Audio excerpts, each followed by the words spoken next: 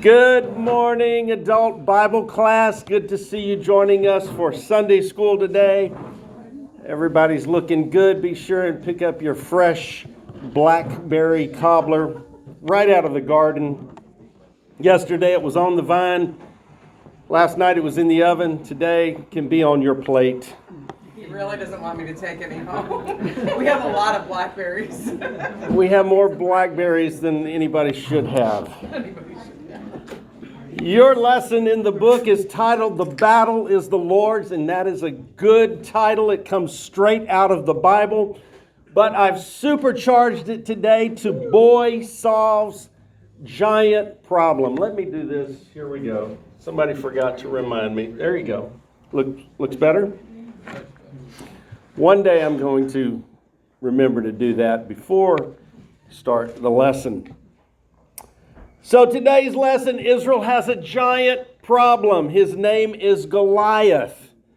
But Israel has other giant problems besides this oversized warrior. They are fractured as a nation. They are fearful, probably because they know they're not obeying the Lord, because that'll make you afraid and that'll help you lose your confidence. And they're floundering. They really don't have a direction. And David is going to solve a lot of these giant problems for Israel. He's going to eventually, when he becomes king, he's going to unite the tribes. He's going to bolster the army, which is going to help them in conquering the Canaanites. He's going to establish a capital city that is fit for a king. Today, one of the most well-known stories in the Bible, even people that don't know the Bible have heard of David and Goliath. It's a classic story. It's also used as a metaphor for an undersized, underpowered entity defeating an oversized, overpowering enemy. And it's usually a battle of good versus evil, where good doesn't have any way they can win, but somehow the good wins over the evil. And so it's epitomized in our story today. An unlikely underdog defeats an overwhelming evil enemy. David and Goliath. So Israel has giant problems. His name is Goliath. For 40 days he has taunted and mocked King Saul, for one. The army of King Saul, the army of Israel. And then all of the tribes and all of the people individually, they are all the butt of Goliath's derision. Then King David, he's not king yet, he's just a boy. Definitely a boy. Nobody thought he was a man at this point. He's on a cereal, bread, and cheese run from home to his brothers that are there in the camp of Israel. And while he's delivering the bread, cheese, and cereal, he hears Goliath calling out and mocking King Saul and mocking the Israelite army and mocking the Lord. And when David hears Goliath's voice, he also hears God's call on his life, God's call to greatness. And he says, I'm not going to pass this opportunity up. And so David volunteers to be the one man, even though he's not really a man. Nobody thought he was a man yet. He's the one person that's going to go out on the battlefield alone with no support. But he's not alone, and he's got all the support he needs, because David has had some supernatural experiences between the time that Samuel anointed him as king and the time that he made it to the battlefield that day. The Bible tells us that after David was anointed by Samuel, the Spirit of the Lord rushed upon him. And it wasn't a one-time thing. It was like the Spirit of the Lord continued to rush upon him. We're going to go back a book or two and read about this thing about the Spirit of the Lord rushing upon someone. Does that ring a bell for you? Do you remember anybody else that the Spirit of the Lord rushed upon? Samson had it happen to him multiple times. We're going to read a couple of instances today. So, do you think David knew the story of Samson? He probably knew.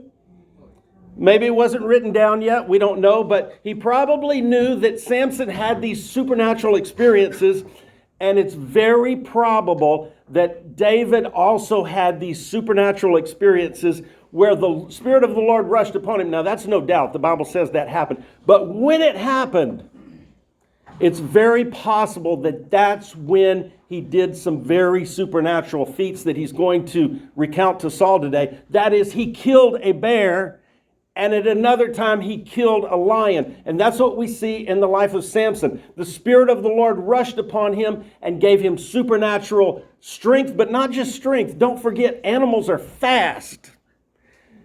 I believe it gave him supernatural speed too, because it wasn't just a matter of being stronger than the animal, but he had to be faster than he had to grab the animal before the animal could grab him. So we're going to see that David had these supernatural experiences, and then when he got to the battlefield, he already knew what it was like to feel the Spirit of the Lord rush upon him and to give him supernatural power. And I believe it happened again in our story today. So let's read about it. You can decide for yourself if you believe that's what happened. It doesn't really matter how it happened. We're studying about that it did happen. So the nation is not in good shape. They've got a king, but he's not a great king. In fact, he's already failed multiple times. So Saul is on his way down. David is getting ready to get on his way up. But he's going to do several things. He's going to defeat more than just Goliath. He's going to defeat some other psychological and spiritual giants that Israel needs help with. He's going to eventually, later on in his life, he's going to crush the Philistines so that they are not ever a problem for Israel again. He's also going to unify the tribes. David will professionalize the army. David will expand the territory of Israel more than any other king. David will finally capture the city of Jebus and turn it into the capital city, Jerusalem. David will establish justice. David will model godly leadership for the nation, which they haven't had in Saul. And David will begin the dynasty that will end with the Messiah reigning forever and ever. And so he's a very significant person, but a shepherd boy steps onto the battlefield today against a seasoned warrior. He doesn't have battle experience, but he's got some experiences with the Lord. He's going to take his weapons of sling, staff, and stones, and he's going to defend the honor of the Lord and the honor of Israel and even the honor of King Saul, and he's going to begin today solving Israel's giant problems. How do you like it so far? So far, so good. All right, here we go. Let's quickly look at Israel's history with the Philistines. In the book of Judges, the Philistines had oppressed Israel for 40 years, and then the Lord sent Samson. Remember that? They never asked for Samson, but he sent Samson anyway because they needed it. And Samson began the process of delivering Israel from the Philistines, but it's going to take years and decades, actually. In Judges 14:19, then the Spirit of the Lord rushed upon Samson, and he went down to Ashkelon and killed 30 men of the Philistines, and took what they were wearing and gave the outfits of clothes to those who told his riddle. Remember that little story? That was one instance where the Spirit of the Lord rushed upon him. Here's another one, Judges 15. When Samson came to Lehi, this is when the tribe of Judah had bound Samson. They bound him with restraints, and they delivered him over to the Philistines in order to get the Philistines to leave the territory of Judah. So the Judahites, or the Jews, delivered Samson, bound in restraints, delivered him over to the Philistines. When he came to Lehi, the Philistines shouted as they met him. They were so happy. They were so excited. Here comes their tormentor, and he's bound up by Israel. But look what happened. The Spirit of the Lord rushed upon him so that the ropes that were on his arms were like flax that has been burned with fire, and his restraints dropped from his hands. Then he found a fresh jawbone, just happened to be a fresh one there, of a donkey. So he reached out with his hand and took it and killed 1,000 Philistines with it. that was when the Spirit of the Lord rushed upon him. So a little bit later on, after Samson passes on in the book of 1 Samuel, Israel lost 4,000 men in battle to the Philistines. That's a terrible loss. So Israel decided, some bright-ideaed guy, we don't know who it was, somebody had the bright idea, well, let's take the Ark of the Covenant and take it into battle against the Philistines. That ought to help, right? No, it's not a lucky charm. It's not a lucky charm. It's holy because it contains their agreement with the Lord. It's really the agreement that was the thing. It wasn't really the box. The box just held the agreement, but it was the agreement, the spiritual agreement between each individual in Israel and the Lord. That's what made the box holy. But they took the box, the Ark of the Lord, into battle without permission. They didn't ask Samuel. They didn't ask anybody. Remember, there was no central leader at this time. They took it. They lost 30,000 foot soldiers in the battle, a horrendous defeat, and they lost the Ark of the Covenant to these guys, the Philistines. Arch enemy, right? All right. So then King Saul comes along, and there's high hopes that King Saul is going to solve all their problems, but he can't because he's just a man, and he's not even a great man. He's just a man. He's a typical Israelite man. He's pretty much controlled by his flesh. He doesn't seem to really, he's not against the Lord, but he doesn't really have a deep, abiding respect and love for the Lord, it seems.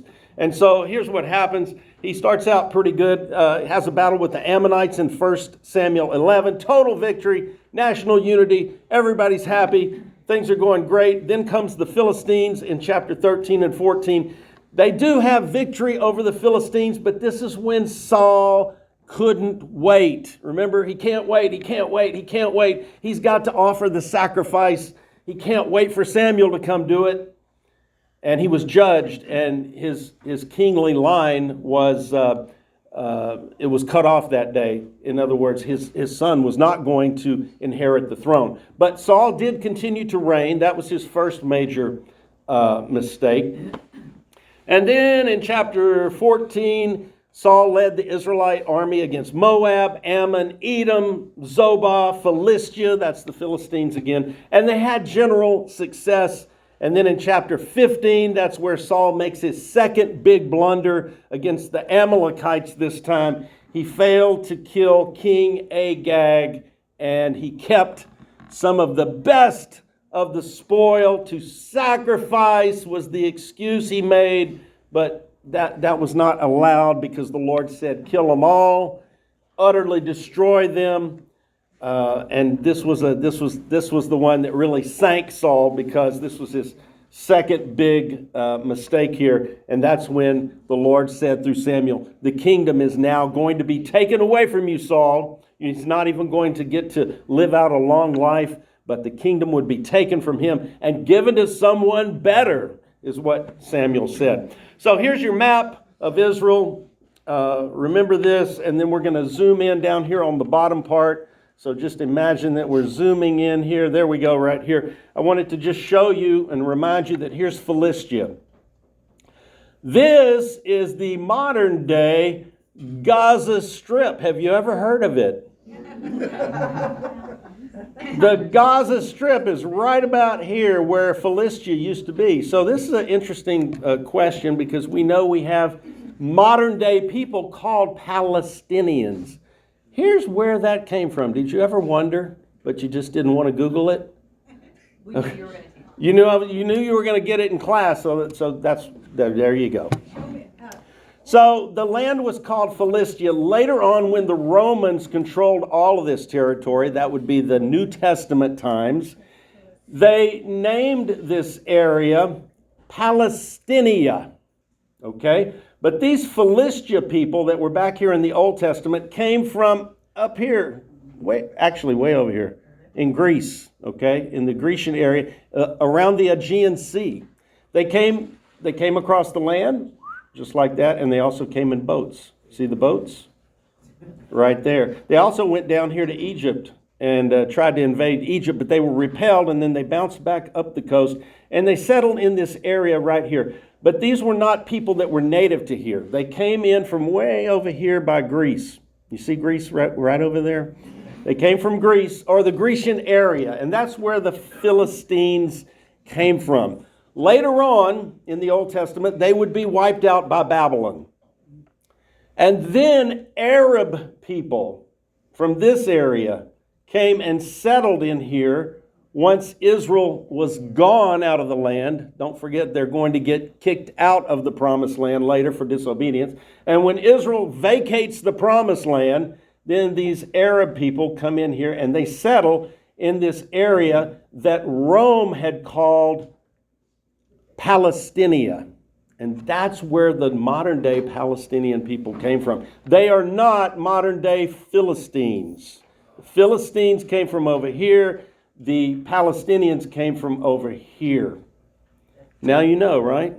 Okay, so there you go on that. And so I also wanted to point out the whole reason that Philistia was here is because Judah was too weak to push them out. This is Judah's territory. Judah was supposed to go all the way to the sea. You've heard of the river, from the river to the sea. Here's the river, and here's the sea right here. Judah was supposed to go all the way to the sea, the Mediterranean Sea, but they did not push out the Philistines because they were too weak. Why were they too weak? Because the Lord wasn't with them. Why was the Lord not with them? Because they weren't obeying him. All right, so there you go. That's Philistia. That's where the Philistine stronghold is, and Israel can never seem to get rid of them, although David will put them in their place, and they won't bother Israel after that. Let's just look at this real quickly. This was last week. Did y'all come last week? I'm sorry I wasn't here, but I missed Jay's lesson. But I hope he covered this. Did he? Yeah. Okay, good. So David was anointed by Samuel, the prophet, and when it happened, the Bible says the Spirit of the Lord rushed upon him. Let's read it real quickly, Jackie. Jesse sent word and brought David in. Now he was reddish with beautiful eyes and a handsome appearance. Whoa, ho, ladies. Whoever wrote this really wanted us to know, and he's going to say this again later in the story. When David goes on the battlefield, the writer is going to remind us again that David was beautiful, even when he went on the battlefield. Beautiful eyes, handsome appearance, but he's a boy. Remember that. He's a boy. And he had red hair. Well, it said he's reddish.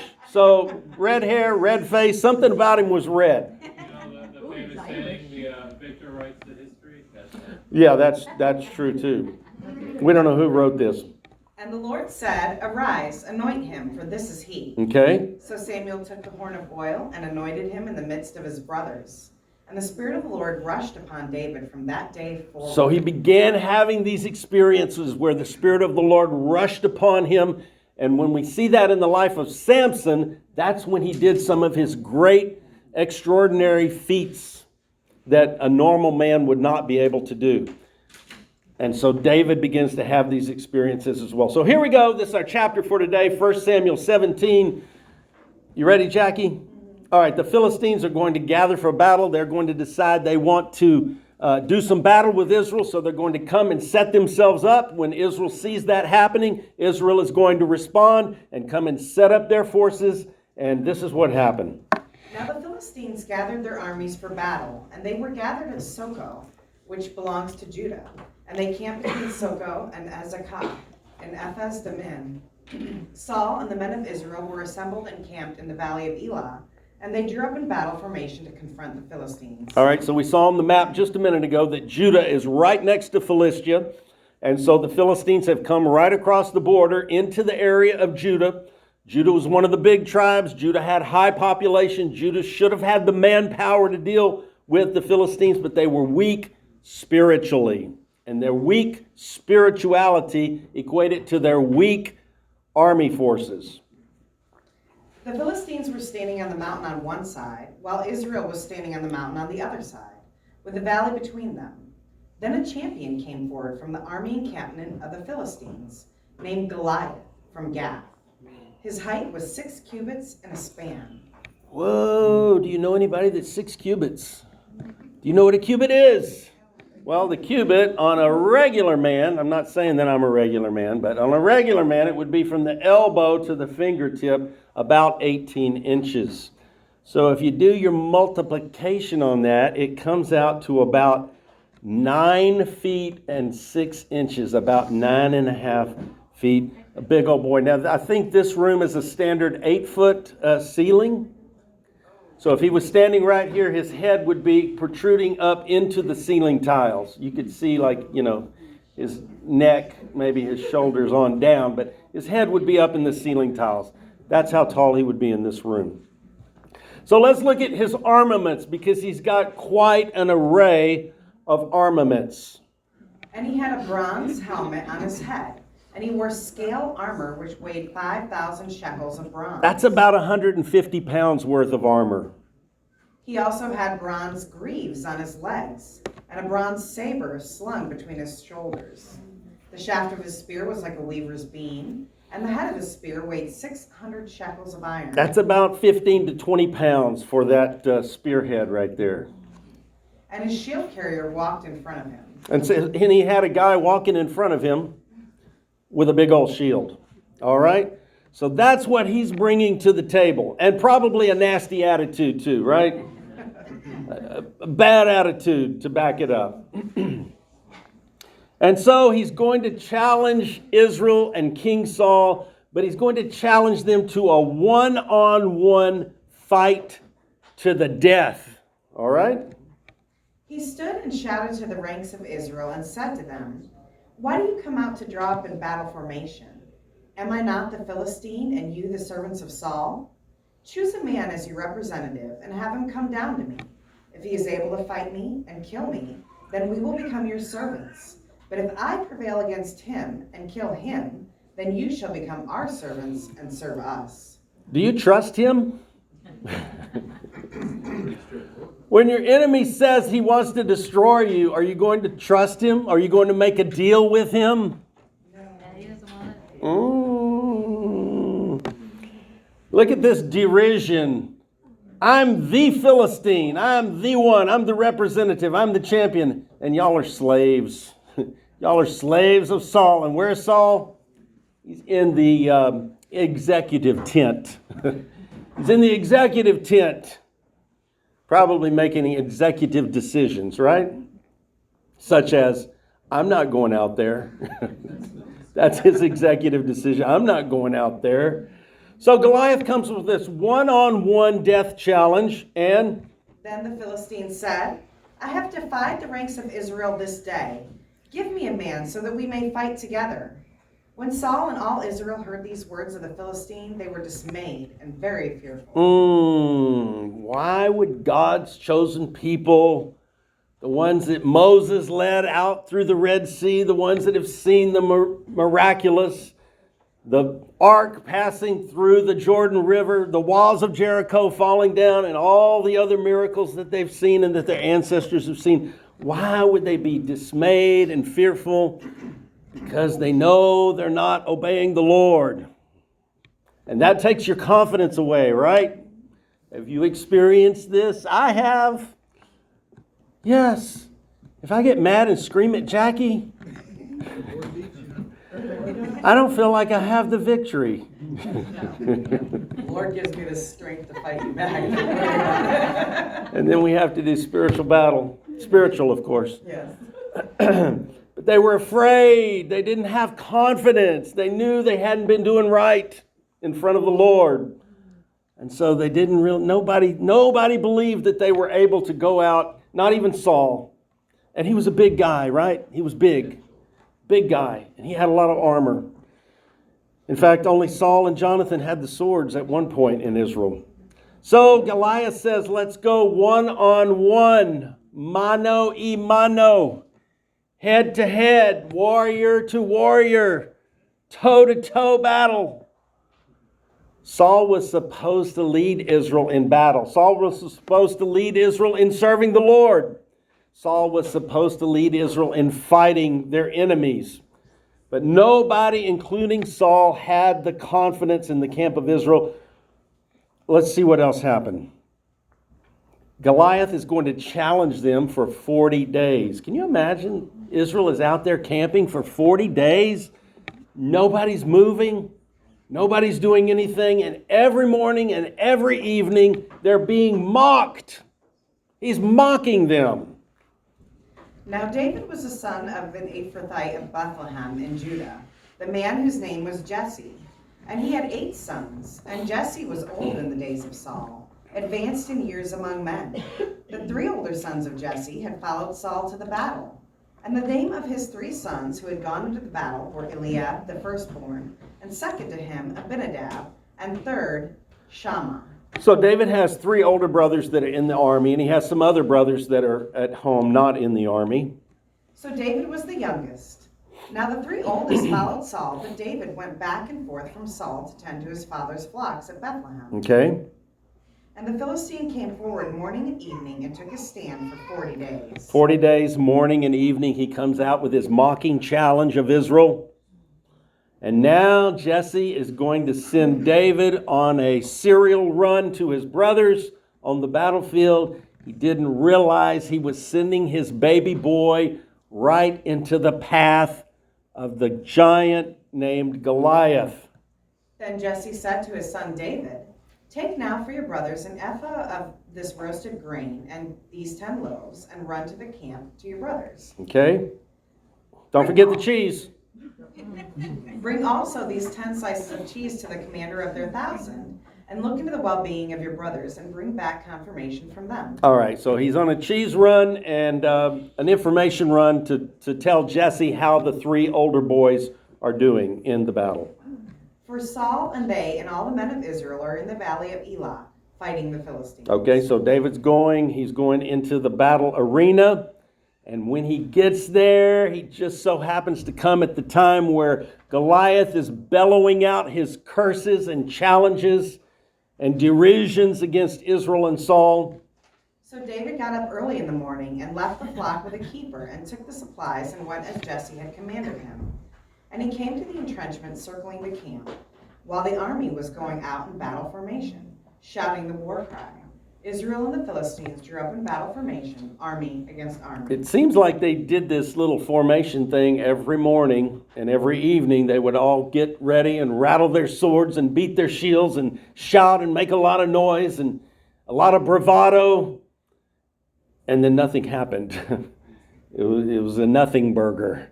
They just got all excited, but nobody wanted to go out and fight Goliath. Does it say when it happened, or because battles back in those days typically were very low casualty? Well, we don't have a lot of details. This is all the details we have on it, so we're not really sure. We get to use our imagination. Go ahead, Jackie. Then David left the baggage in the care of the baggage keeper and ran to the battle line. And he entered and greeted his brothers. Okay. As he was speaking with them, behold, the champion, the Philistine from Gath named Goliath, was coming up from the army of the Philistines. And he spoke these same words, and David heard them. And David heard the challenge. And now David's going to hear of the reward for whoever will go and fight Goliath. There was a reward for it. When all the men of Israel saw the man, they fled from him and were very fearful. And the men of Israel said, "Have you seen this man who is coming up? Surely he is coming up to defy Israel. And it will be that the king will make that man who kills him wealthy with great riches, and will give him his daughter and make his father's house free in Israel." All right, so 3 things for whoever will fight and kill Goliath. He's going to become wealthy with great riches from Saul the king. Saul is going to give him one of his daughters as a wife, so he will be in the family of Saul. He'll be Saul's son-in-law, and his father's house will be free. They will not be taxed, and possibly they won't have to serve in the army either. They will have some freedom that normally a person would not have. So that all sounds good. Then David said to the men who were standing by him, "What will be done for the man who kills the Philistine and rids Israel of the disgrace? For who is this uncircumcised Philistine that he has dared to defy the armies of the living God?" All right. The people answered him in agreement with this statement, saying, "This is what will be done for the man who kills him." So I don't know if this is a little confusing. It kind of seems out of order, but they've already said here what was going to happen for the man. And David said, "Tell me that again." It sounds like he said, "What?" What's going to happen? And so they told him again, it looks like. All right. And then, here we go. This is a real gem, right? David's brother is angry because David is on the battlefield and David is coming to the theater of war. He doesn't think David should be there. What's wrong with this? What is this sibling rivalry? It's just typical, right? Just typical, but not doing any good, right? Not doing any good at all. But David's own brother is going to deride him and criticize him. Now Eliab, his oldest brother, heard him when he spoke to the men. And Eliab's anger burned against David. And He was said, burning angry at David.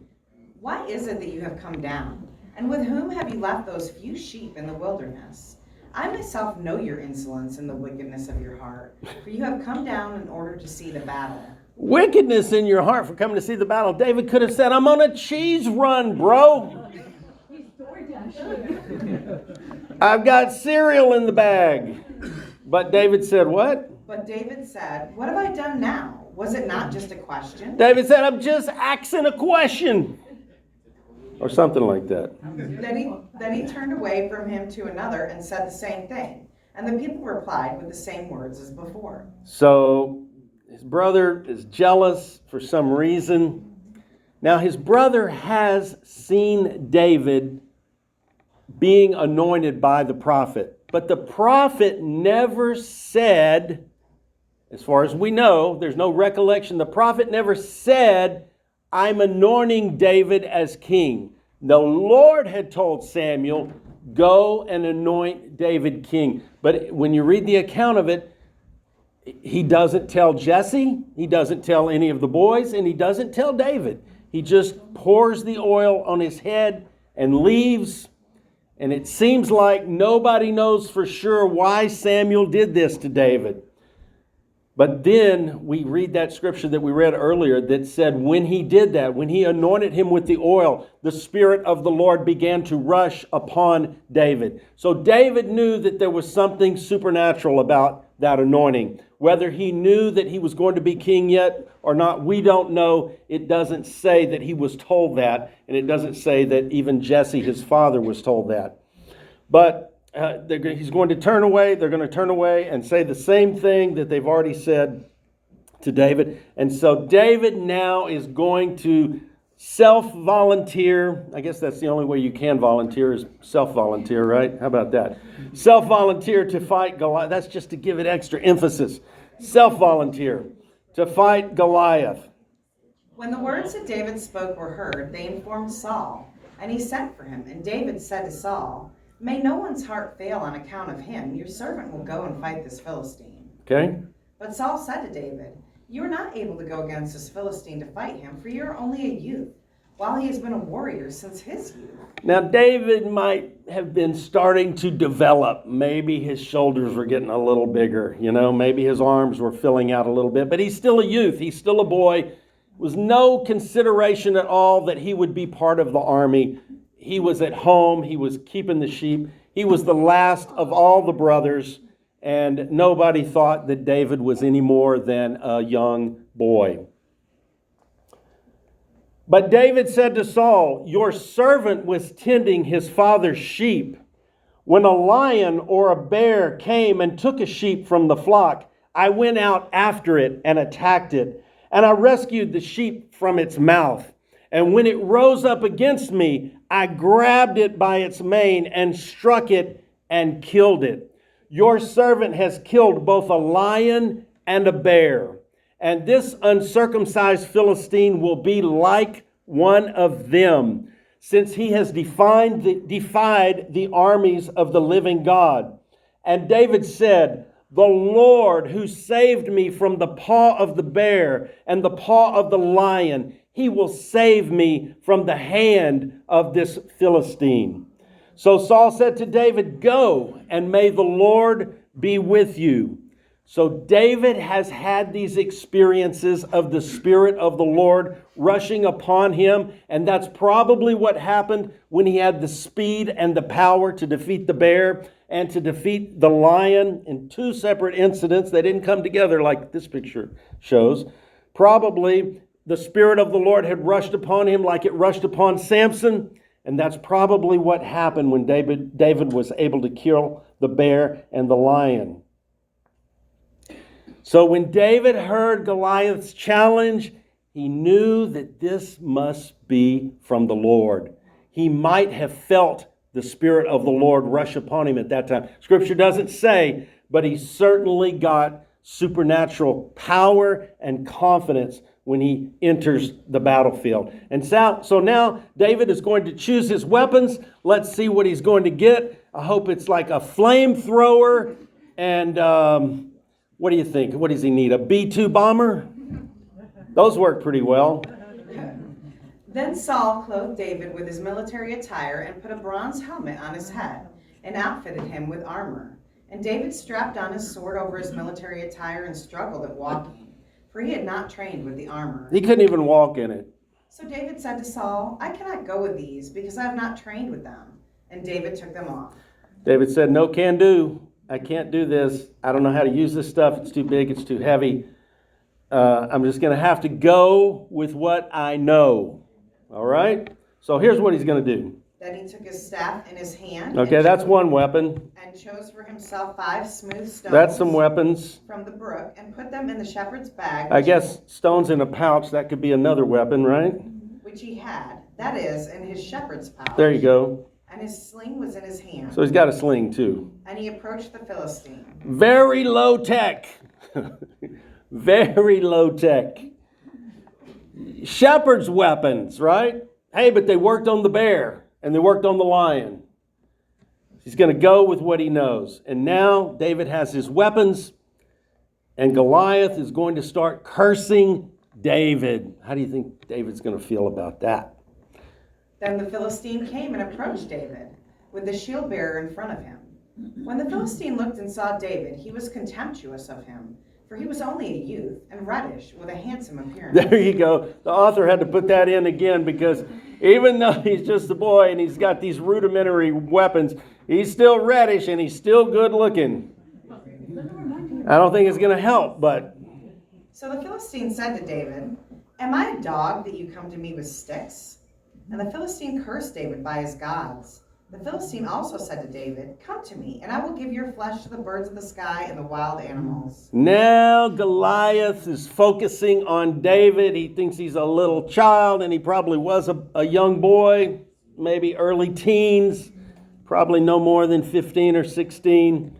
Certainly not a man, certainly not what you would send out to face the champion, 9'6" Goliath.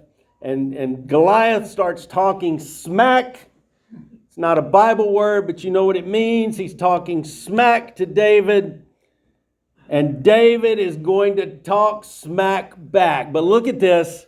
David is actually going to make his first prophecy. We find out later in David's life that David is a prophet as well as king. And here David goes with the very first prophecy that he makes. And of course, it's going to come true because he's a prophet of the Lord. But David said to the Philistine, You come to me with a sword, a spear, and a saber, but I come to you in the name of the Lord of armies, the God of the armies of Israel, whom you have defied. This day the Lord will hand you over to me, and I will strike you and remove your head from you. So this isn't just boasting and bravado. This is actually a prophecy, and we're going to see it come true in just a minute.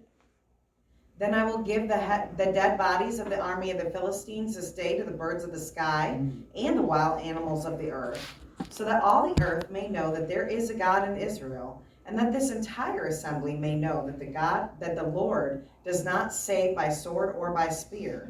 For the battle is the Lord's, and he will hand you over to us. Thank you, David. That is excellent right here. The Lord does not save by sword or spear. He never has. He never will. But the battle is the Lord's, and David said he will hand you over to us. And all this stuff is going to happen just like David prophesied it. And now he's going to take Goliath down to the ground. Then it happened when the Philistine came closer to meet David, that David ran quickly toward the battle line to meet the Philistine. And David put his hand into his bag and took from it a stone and slung it and struck the Philistine on his forehead. And the stone penetrated his forehead, and he fell on his face to the ground. This was not a lucky shot. We find in the Bible that there were 700 left-handed men of Benjamin that could sling a stone at a hair and not miss. Now, it didn't say at what distance, but does it really matter? Can anybody here sling a stone at a hair no matter what the distance and not miss? That means they never missed. I could maybe hit a barn at 100. You might be able to hit a barn at 100 yards. It's not good enough, brother. Not good enough. Yes, ma'am. There was this video I saw of this guy.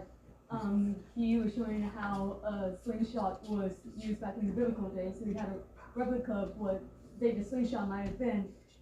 He would swing it and he'd fling it at a canyon. And if you get the right momentum and strength and you hit it, it would sound like a bullet. We're about to talk about that.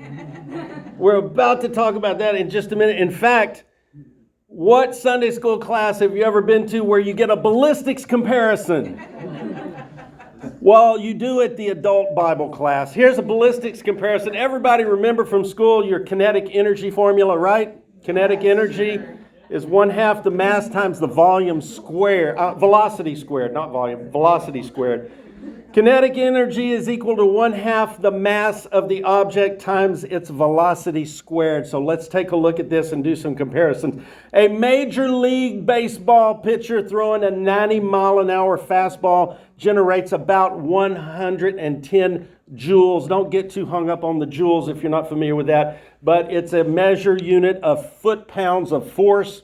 A fastball going at your head at 90 miles an hour would deliver a 110 joule jolt to you. A .22 long-range rifle, it's a very small bullet, a small projectile, but it's going a lot faster than 90 miles an hour. It's going to deliver about 174 joules of force.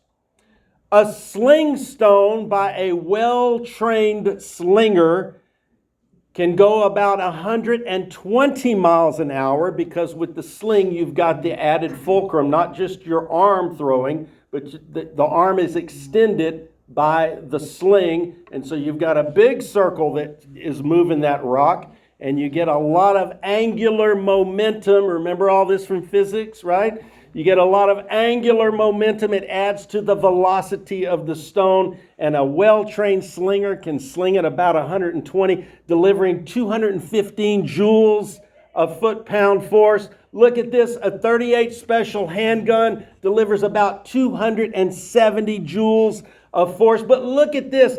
An elite slinger can get it up to about 140 miles an hour, and that's going to deliver almost 300 joules of force, more force than a .38 special and way more force than a .22 long-range rifle. And just for comparison, a .45 ACP automatic Colt pistol, for those of you that are not firearm trained, delivers about 500 joules. That's why the cops carry those big ones.